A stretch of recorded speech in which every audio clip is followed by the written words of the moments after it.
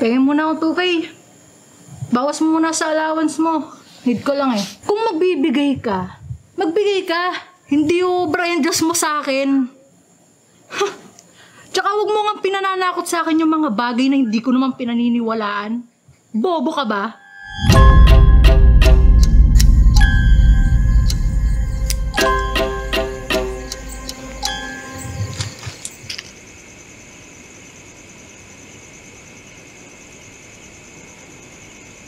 Paano mo nasabing demonyo ako?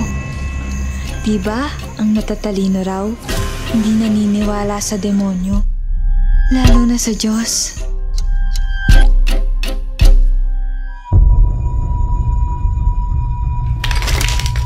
Hanapin mo ang alas na puso. Pag hindi mo nakita bago dumating ang pamilya mo, wala ka ng pagkakataon pa. Akin ka na. Saan? Wala dito.